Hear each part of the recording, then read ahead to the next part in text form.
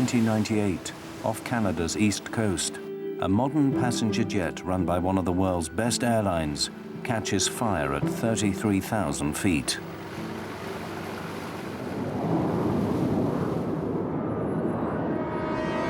Swissair 111, we are dumping fuel now, and we must land immediately. In its final 6 minutes, communications from the cockpit cease. It's burning already! Then the plane plummets into the ocean.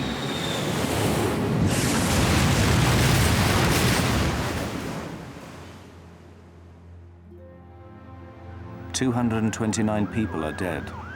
What caused the fire is a mystery." Many of the vessels reported to the Canadian Navy vessels standing by on scene that they were finding bodies and making repeated requests for more body bags and get the bodies that were Now, after one of the largest investigations in aviation history, the complete story behind the loss of Swissair Flight 111 can finally be told.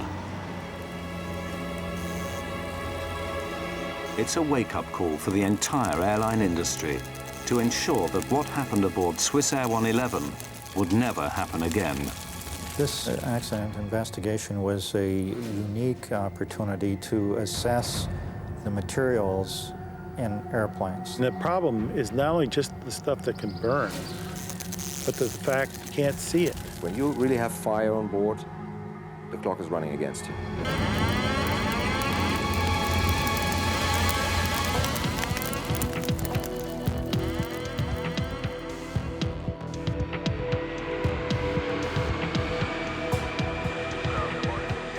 September the 2nd, 1998. Swissair Flight 111 prepared to depart New York's JFK International Airport, en route to Geneva, Switzerland. The aircraft was a McDonnell Douglas 11, or MD-11, a model first developed in 1986 as a highly automated, modern replacement for the antiquated DC-10.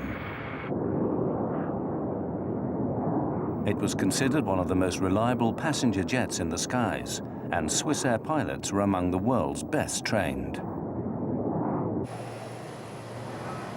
Okay, after start checklist. Engine anti-ice. Not required. Roger, not required. Auto brakes. Take off. Swissair 111's pilots were Captain Urs Zimmermann and First Officer Stefan Loew.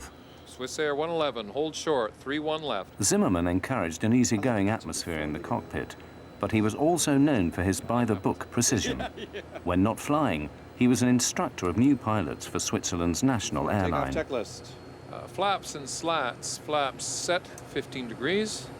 Set of 15.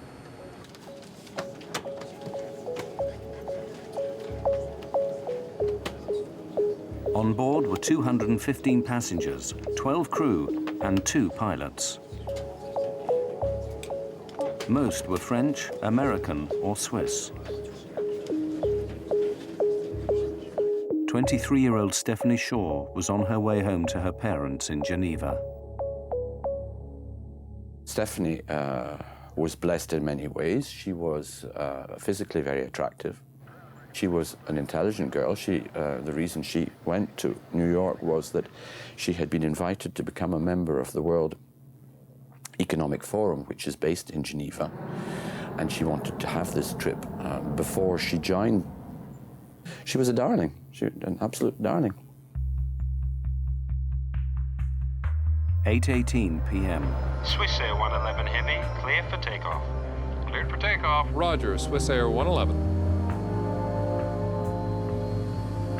For safety, the Swissair pilots push the throttles forward together, ensuring no single pilot can botch a takeoff. VR, V2. Swissair Flight 111 lifted off and made her way northeast, toward the open Atlantic. For the first 15 minutes after takeoff, there was no communication from Swissair 111. It was an unusual, small detail that would later baffle investigators.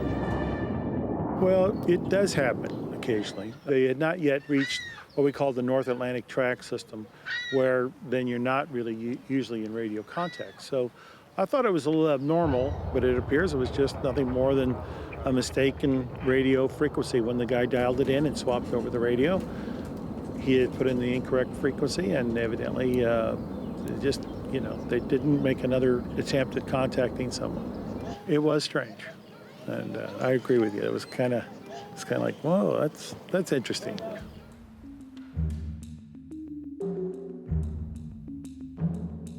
Atlantic air traffic is handled by a remote center in Moncton, New Brunswick, Canada. Almost half an hour after takeoff, Captain Zimmerman made his first communication with Moncton. Moncton Center, Swissair 111 Heavy. Good evening, level 330. Swissair 111 Heavy, Moncton Center, good evening.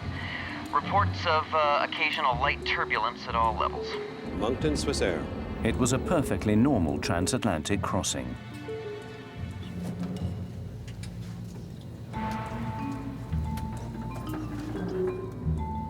In first class, Swissair passengers were among the first in the world to have a personalized, in-flight entertainment network. Though now common, the system was an innovation in 1998. Passengers could choose their own movie, browse the internet, and gamble. They evaluated the market, and they thought that introducing a modern in-flight entertainment system combined with a gambling system, so that passenger actually can use their credit card and gamble during long-range flights, would make them more attractive. This luxury would be the source of controversy to come.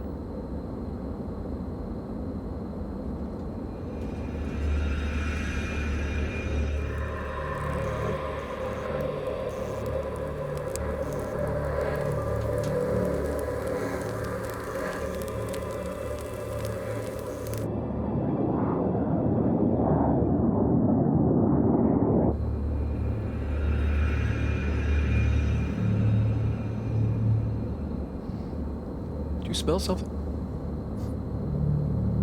Yeah, what is that? Go have a look, I'll take the controls. Roger, you have control.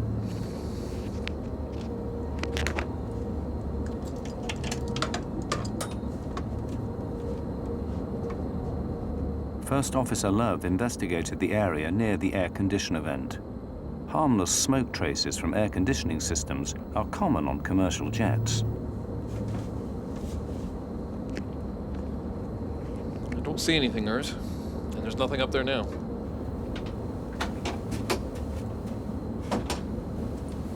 You hailed for me, Captain? Stefan and I were sure we smelled smoke a few seconds ago. Can you smell anything? I smell it too, yeah. Could you smell it in the cabin before you came in? No, definitely not.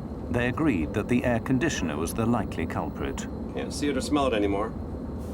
Air conditioning, is it? Yeah. Please close it, thanks.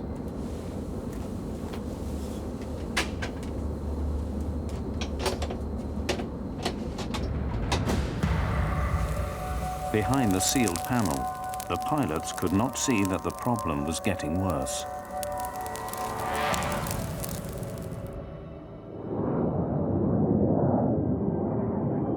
Less than 45 seconds after smoke disappeared in the cockpit of Swissair 111, it returned.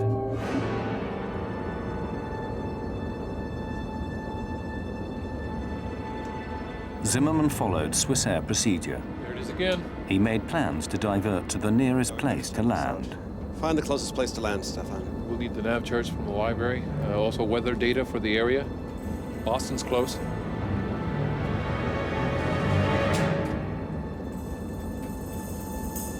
It's not doing well at all up there. Zimmerman radioed air traffic control in Moncton, New Brunswick. Moncton Center, Swissair 111 Heavy, good evening. United 920 Heavy, Moncton Center, good evening. The controller dealt with another aircraft before responding to Swissair. Other aircraft calling, say again. Swissair 111 Heavy is declaring pan, pan, pan. We have smoke in the cockpit. Request immediate return to a convenient place, I guess. Boston. Pan, pan, pan is an international term used to notify air traffic control of an urgent situation. one step below declaring Mayday. You say to Boston you want to go? I guess Boston. We need first the weather there.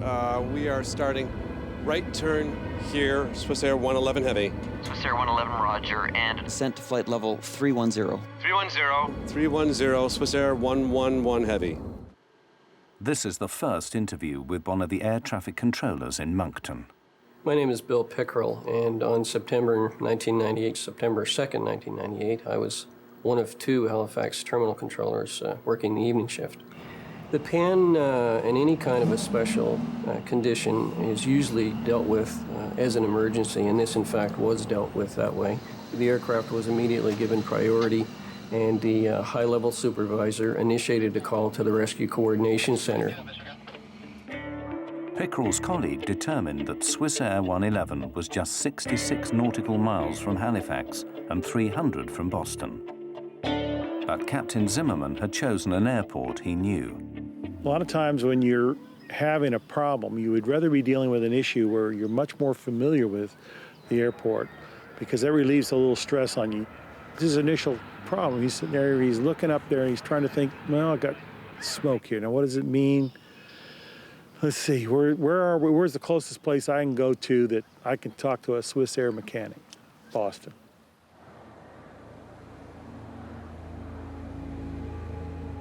Swissair 111 Center.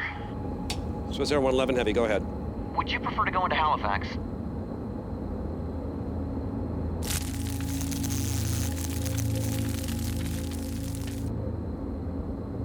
Or is we better put the mask on?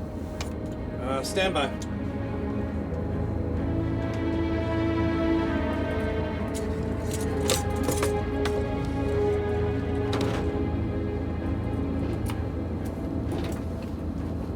Realizing their location, Zimmerman decided Halifax was now the best option.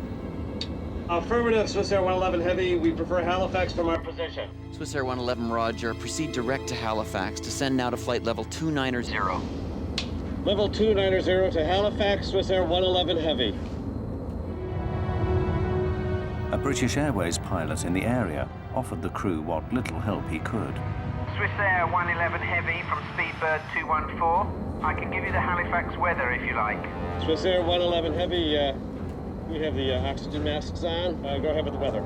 It's the 300 Zulu weather. Swissair 111 commenced its descent to below 30,000 feet. The pilots calm and in control. It would take about 20 minutes to reach Halifax. 80, over. Roger, Swissair 111 Heavy, we copy 2980. Swissair 111, you're cleared to 10,000 feet, and the Halifax altimeter is 2980. Swissair 111 Heavy, 2980 at 10,000 feet. And Swissair 111, can you tell me what your fuel on board is? Stand by for this. Speedbird 1506 is at Tusky, listening out. Speedbird 1506, roger. The controller signed off with another aircraft. His jurisdiction was high-altitude flights.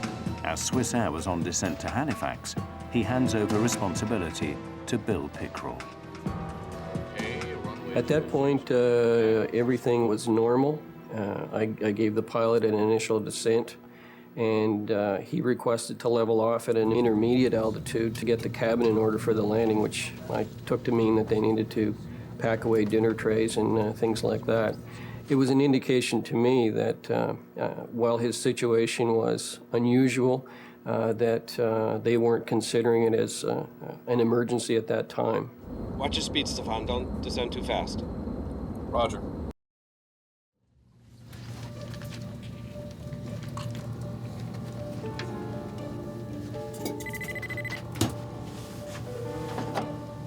Yes, Captain. We have smoke in the cockpit here. Have the cabin crew prepare for landing. We'll be setting down in Halifax in about 20 minutes. I'm about to start the checklist here. Yes, Captain Zimmerman. Zimmerman had two checklists for smoke in the cockpit. To complete both would take 20 minutes. This was Swissair company policy. In the meantime, Love continued the descent into Halifax.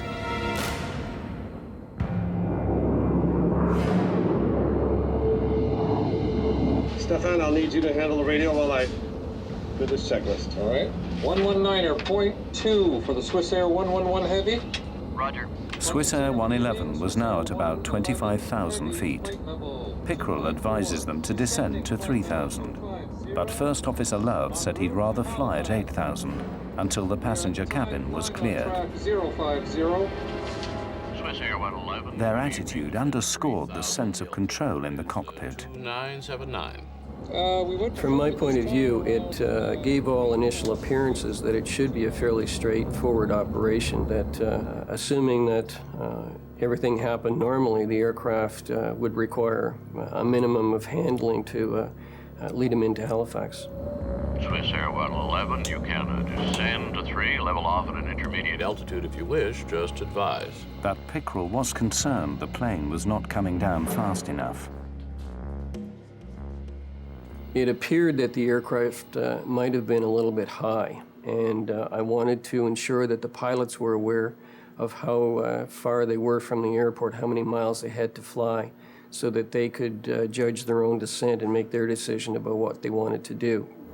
Roger. At the time, we descend to 8,000 feet, and we are clear at any time to 3,000 feet. I keep you advised. Okay, can I vector you to set up for runway 06 at Halifax? Roger. A vector for 6 will be fine. Swissair 111 Heavy. Swissair 111, roger, turn left heading of 030. Left heading 030 for the Swissair 111 Heavy.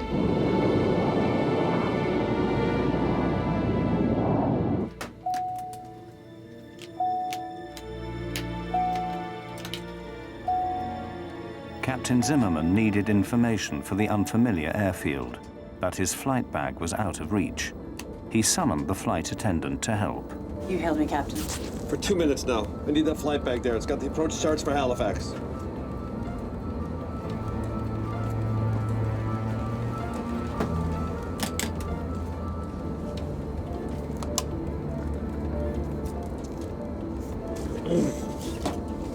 Okay, get back to your crew. Yes, Captain.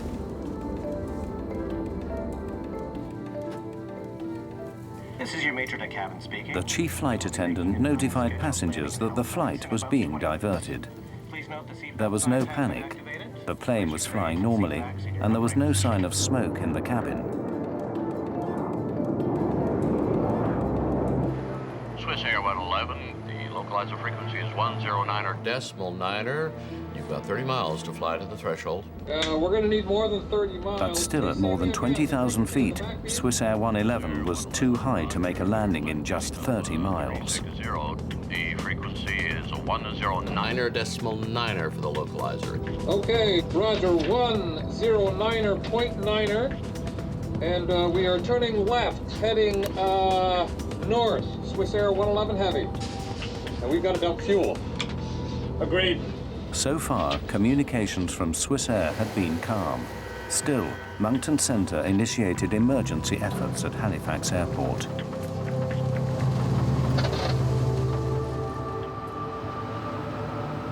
Preparing ground crews for an emergency, Pickrell sought information from the pilots.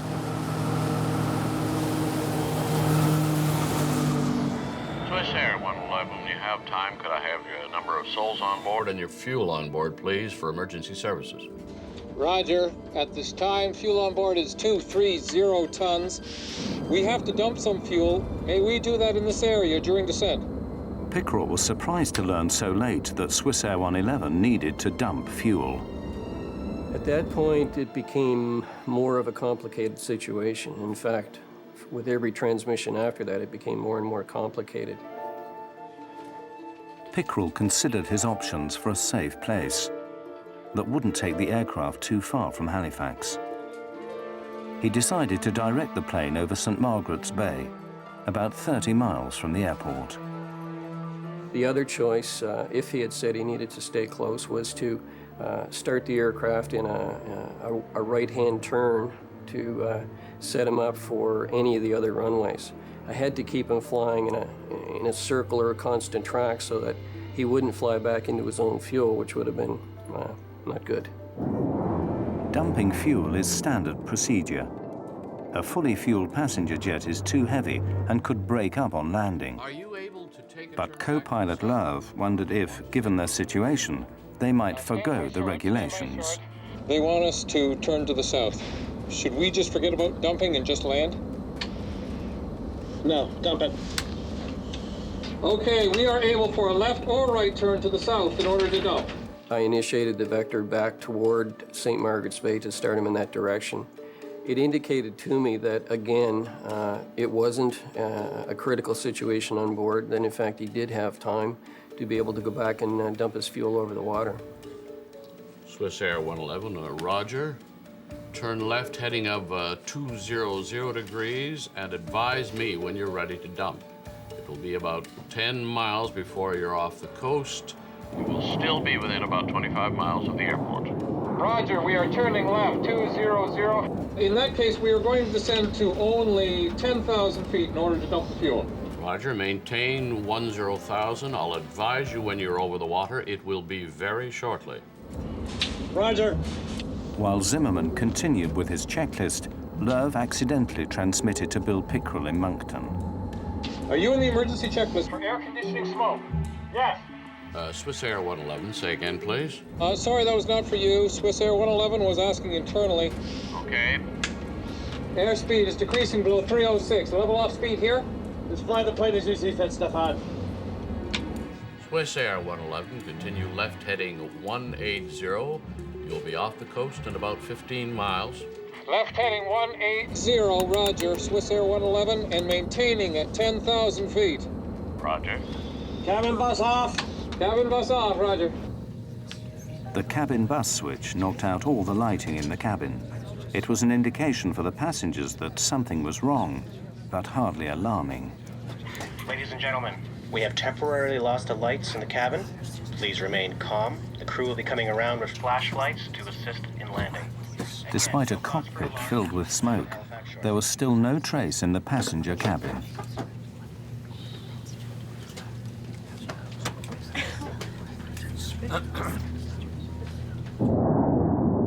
You will be staying within about 35, 40 miles of the airport if you have to get back to the airport in a hurry. Okay, that's fine with us. Please tell us when we can start to dump the fuel. Suddenly, the aircraft sent out a warning that the smoke was a sign of a more serious problem. Autopilot, disconnect. Copy that, autopilot, disconnect. Swissair 111. The autopilot disconnected because the plane's computers sensed erratic readings. In the next 90 seconds, those readings went haywire. 11,000 and 9,000 feet. Swissair 111, you can block between 5,000 and 12,000 if you wish. One by one, the instruments failed. The calm in the cockpit dissolved. Copy that. We are cleared between 12 and 5,000 feet. We are declaring emergency now. Swissair 111 at time 0124. Then the two pilots spoke simultaneously. Combined with other distractions in the control room, Pickrell was unable to hear a critical transmission. Love's declaration that they must land immediately. We are dumping fuel now. We must land immediate. Swissair 111, just a couple more miles. I'll be right with you. Roger that. And we're declaring emergency now. Swissair 111. Missing this transmission is a moment Bill Pickrell relives today. I'm not sure that it's a feeling that you can adequately describe. I recall reviewing the events of that night 1,000 times to determine if there was something additionally that I could have done, or if there was some mistake that I might have made, or was there any way that I contributed to this? And eventually I was able to come to the point of realization that there wasn't anything that I could have done, that everything that could have was done.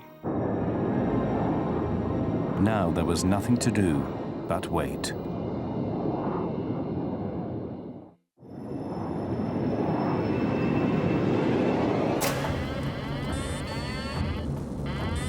"30 seconds after declaring an emergency, the pilots of Swissair 111 faced an inferno. All my screens are down. I'm flying on standby instruments, maintaining 300. Swissair 111, you are cleared to commence your fuel dump on that track, and advise me when your dump is complete. Soon after I gave him authorization to commence the fuel dump, there was no acknowledgement. Initially, I wasn't concerned by that because I considered that he was probably doing the fuel dump, he was reviewing a checklist, he was busy doing things, and as per our training, we're told not to bother the pilots in those kinds of situations. Swissair 111, check. You are cleared to start the fuel dump.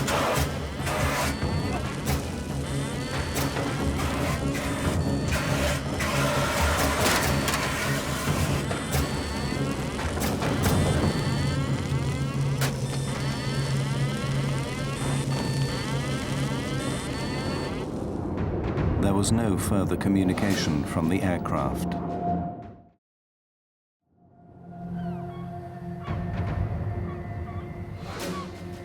Six minutes later, residents of Peggy's Cove heard a devastating explosion.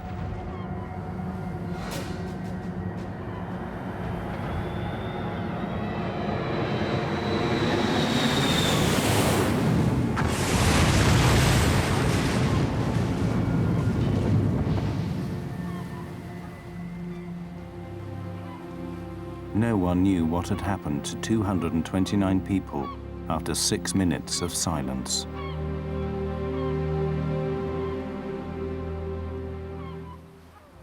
It was probably one of the most helpless feelings that any individual can have, not being able to do anything but just sit and watch the target and hope that it would turn back toward the airport. And of course it didn't.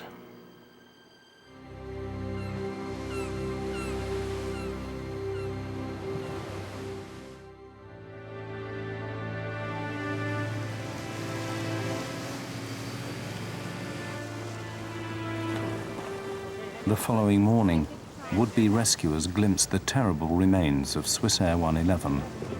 Only one body was discovered intact.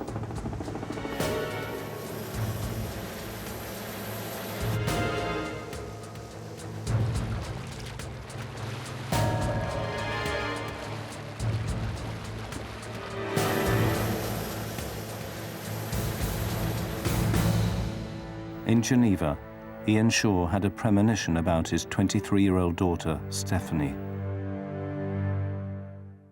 That night, the night on which she was due to return, for reasons I can't explain even now, I was restless and I was disturbed, and I slept early and woke while my wife was still awake and asked her if she had had news of Stephanie. No, she had not, but she didn't expect to have news of Stephanie. We knew she was coming on that flight and that she would certainly expect me to be at the airport to fetch her in the morning. I awoke around 6 Geneva time, and on television there was a report of the crash of Swissair 111. And I knew instantaneously that we had lost our daughter. Air traffic controller Bill Pickrell was in shock.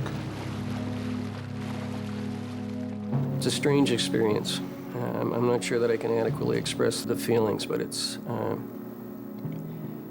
you work to provide a service, and you read about aircraft flying into a mountain or ending up in a swamp in some distant country, but you never expect that it's going to happen in your backyard.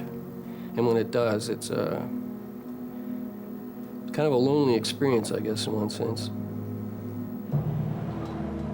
The Transportation Safety Board of Canada launched what would become the largest disaster investigation in the nation's history. They only knew Swissair 111 experienced a cockpit fire, but what caused it remained a mystery.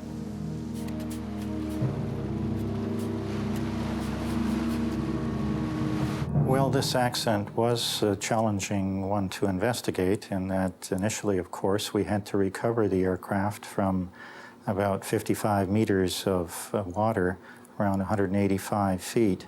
Of course, it was also in many pieces. As it turns out, it was in a couple of million pieces. So that was the initial challenge. And then after that, of course, when you have so many pieces, you need to determine which are the relevant ones and what are these pieces telling you about what happened and why. The TSB embarked on a 5-stage plan. First, divers were deployed to survey the wreckage. They discovered that the plane was smashed into millions of pieces. But as the autumn weather worsened, the risks to divers increased. At this rate, the salvage would take years to complete.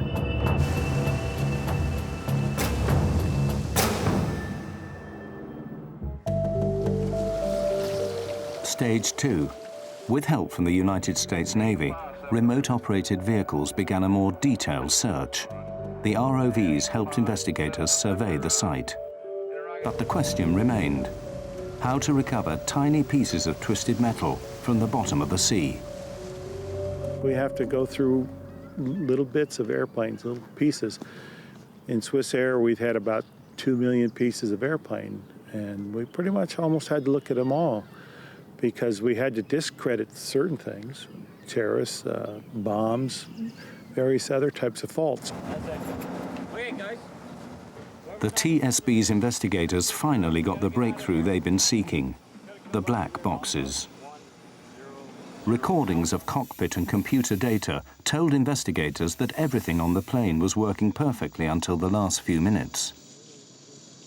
When the crew declared the pan, that they had smoke in the cockpit, after going through all of these parameters, we found no anomalies or no problems in any of that flight data that suggested there was a problem with the aircraft. So this led us to believe that the crew had a relatively operational aircraft. Aside from the smoke in the cockpit that they noted, everything else appeared to be working fine. And as they were making their plan to descend the aircraft, they experienced a series of systems failures that were in rapid succession and exponential. Copy that. Autopilot disconnect. Swissair 111, we must fly manually now. Mike Poole's CVR team then faced a serious setback. The last 6 minutes on both flight recorders were missing. You're losing systems rapidly on the airplane in that 90-second period that things are happening very fast. And one of the last things we know about was the 2 recorders went offline. So the fire has presumably breached the lines, breached the sources to these recorders and has stopped them. With the failure of the black boxes, investigators were no closer to learning how or where the fire started on Swissair 111.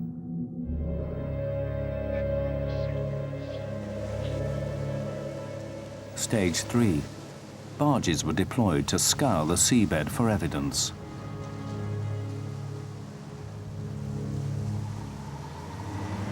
One by one, sad remnants of the airplane reached the surface. Her engines were recovered. Then the landing gear. These were among the largest pieces of Swissair 111 to be recovered. The rest were mere fragments, dredged up in a painfully slow process. Stage 4. A nearby military hangar provided a makeshift lab for the growing team of forensic investigators. Representatives from the American NTSB, Boeing, Swissair, and the Royal Canadian Mounted Police joined in the search for answers.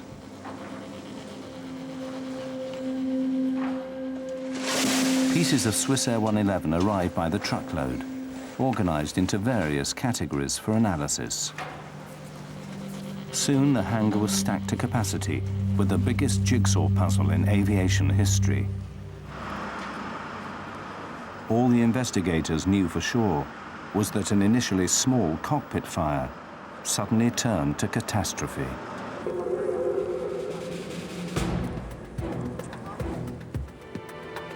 The team sorted through nearly 155 miles of wiring retrieved from the wreckage of Swissair 111. Here, the first real clue: evidence of electrical arcing. Scorch marks on metal revealed that the source of the fire was in the back of the cockpit, directly behind the first officer.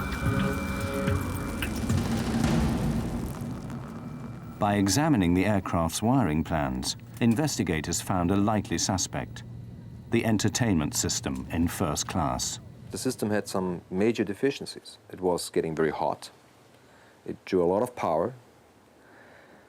And thereby, for example, raising the cabin temperature considerably, because it was always running. They did not install a simple off switch, nor did they install appropriate cooling systems to cool the system down. The TSB's investigators finally thought they had the breakthrough they'd been seeking. Our report indicates that there was a design flaw in the way the in-flight entertainment network installed in the first class and business class sections of the aircraft were installed, integrated into the electrical system of the airplane. When Captain Zimmerman threw the cabin bus switch, all power to the cabin should have been switched off. But the entertainment system remained on, overheating. If you'd ask most pilots, they would say, well, if I push the cabin butt switch, it's going to turn off the things behind the cockpit. It's going to isolate that electrically for me so that I don't have to worry about that, and that I can just concentrate on those things that might affect me flying the airplane. Well, as it turns out, that this switch was kind of bypassed in this case for this IFIN, or entertainment system. Swissair immediately disabled the entertainment systems on the rest of its fleet, and the US National Transportation Safety Board ordered an inspection of cockpit wiring on all MD-11s. Unfortunately, this simple solution proved insufficient. By the time that cabin switch was turned off, the fire was well underway, and so that had no real bearing on the initiation or propagation of the fire in the Swissair 111 aircraft. But investigators determined that the problem with the entertainment system alone could not have brought down Swissair 111. The search for answers continued. Stage 5. Undaunted, the TSB reconstructed the MD-11 from the wreckage. A wireframe mock-up they called the jig provided a spine for placing tiny pieces back where they once belonged. The reconstruction revealed that the fire spread with alarming speed from the cockpit back into the first-class galleys. Some metal showed heat damage from temperatures as high as 600 degrees centigrade. As the investigation continued, some argued that the actions of the pilots may have contributed to the disaster.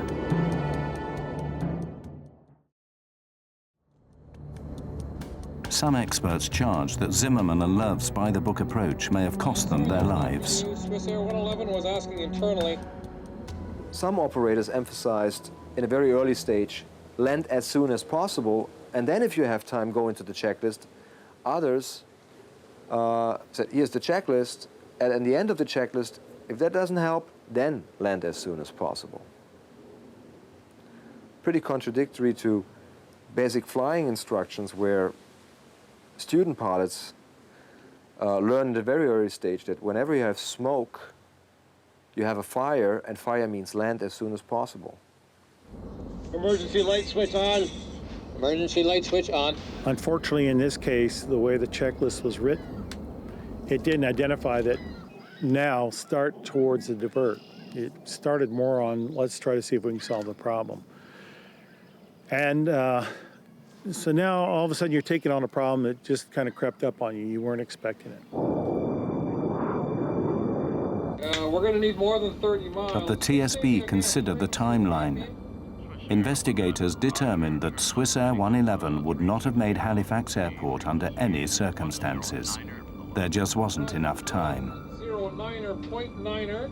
In our calculation, we showed that starting at the ideal descent point from 33,000 feet, which was at about 10:14 p.m. that night, it would take some 13 minutes to get the airplane onto the ground, which would take us to 10:27 p.m.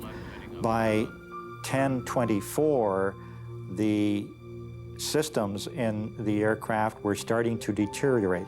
So we believe that under these circumstances, the crew would not have been able to successfully land the airplane under those conditions with the amount of time that they had. Whatever caused the fire on Swissair, it happened at a lethal speed. The mystery remained.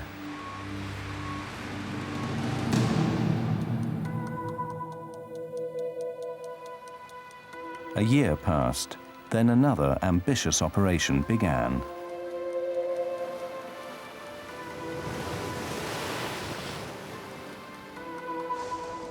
The TSB hired a sophisticated Dutch salvage ship, Queen of the Netherlands.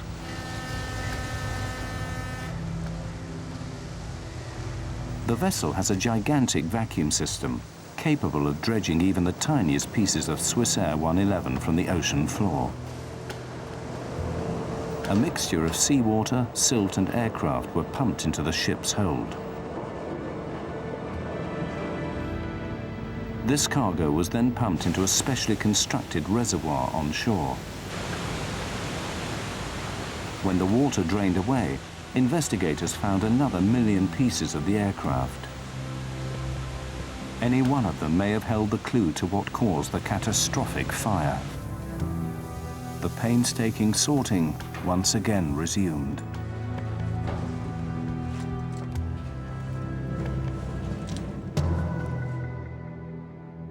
Finally, after 15 months, they found what they'd been seeking: a single faulty wire. We looked at all of the possible sources of heat that might start a fire in that area. And in this instance, we did discover a wire that arced in that way. And right next to it was some very flammable material called metallized polyethylene terephthalate covering material that covers the insulation blankets. This polyethylene insulate, which lined the MD-11, is common on commercial airlines worldwide. It has passed the industry's flammability tests that require materials to self-extinguish after a reasonable period of time. The investigation now took an abrupt turn. Instead of seeking the cause of the fire, the TSB now focused on the flammable materials that fueled it. This thermal-acoustical material that was in this aircraft was very flammable, even though it passed a test. It does sustain and it does propagate flame. So this investigation did focus on the flammability of materials and the requirement to reassess the criteria that is used to certify materials, not just thermal-acoustical insulation blanket material, but also other materials that goes into aircraft, much of it in hidden areas. Investigators now had their answer. A wire arced in a closed space behind the cockpit. The arc ignited the insulation, which in turn lit other materials, such as foams and plastics. The pilots could not sense how quickly the fire intensified, but 14 minutes after they declared pan, pan, pan, the fire disabled all electronics in the cockpit. The black boxes went dead. A forensic examination also shed light on the desperate final minutes in the cockpit. Love was in his seat. Captain Zimmerman was not, likely fighting the fire and probably dead before impact. The first officer was probably trying to find a place where he could put this big airplane. He just didn't have a lot going for him. He didn't have a lot of instrumentation left. And I'm sure he was looking for something, some indication that would give him an idea of where he could put the airplane down, maybe even ditch the airplane. What is known is that the first officer was in his seat. Whether he was unconscious, conscious, maybe had severe degree burns on his skin, it's not known. We know the captain was not in his seat, so very likely he was trying to fight the fire. That the checklists were found molten together, the pages, indicates that they were used to fight a fire. At 10:30 Halifax time, Love shut down engine 2. Investigators determined that he probably received a warning the engine was on fire. Chillingly, it proved that Love was alive a minute before impact.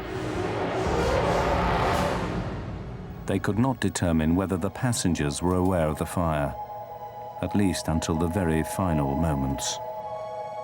There were traces found of soot and smoke extending as much far to the business class overhead area. Whether the passengers have smelled the smoke, it's not known. DNA analysis showed that they had no residue in their body. The aircraft hit the water with a force of 350 Gs.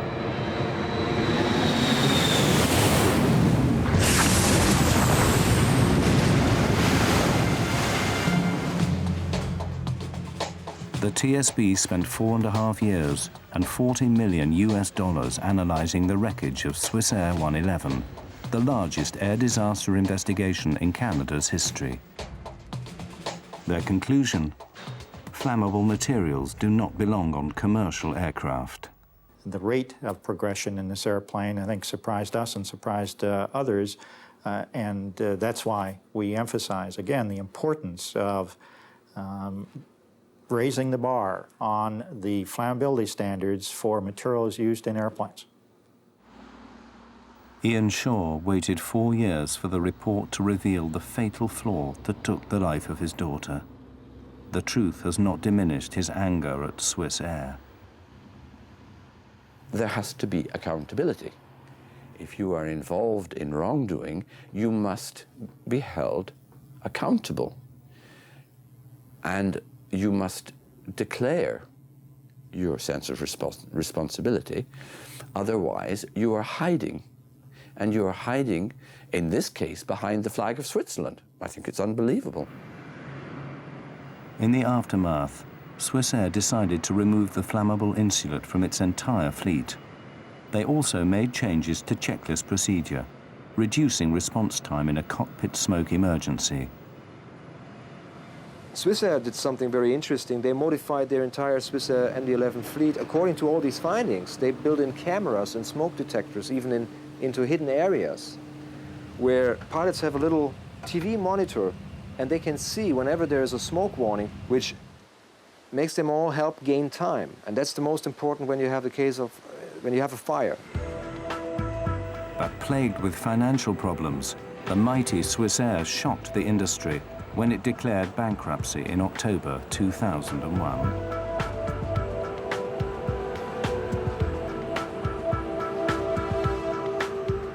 The flammable insulation that set Swissair ablaze remains in 2/3 of commercial airplanes today, but not for very much longer.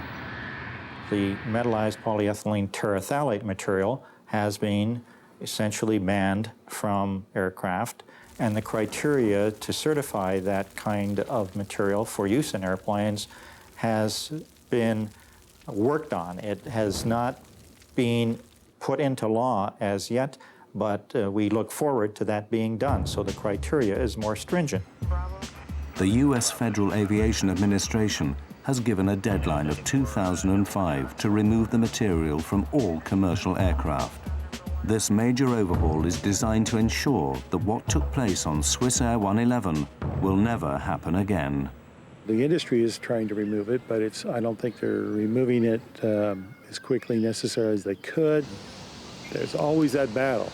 How expensive is it to do something that's replacement, or are you going to replace it in an airplane you're going to throw away in another couple of years?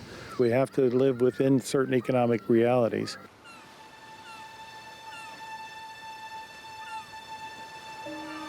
For Ian Shaw, losing his daughter so suddenly and violently has left a permanent emotional scar. He left his wife and his wealth behind in Geneva and now runs a modest restaurant in Nova Scotia in view of the sea where his daughter died.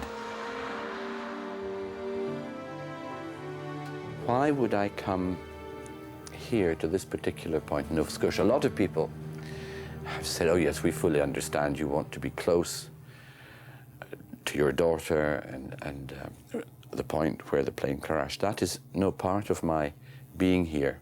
Swissair ripped out of me any possibility of proximity to my daughter.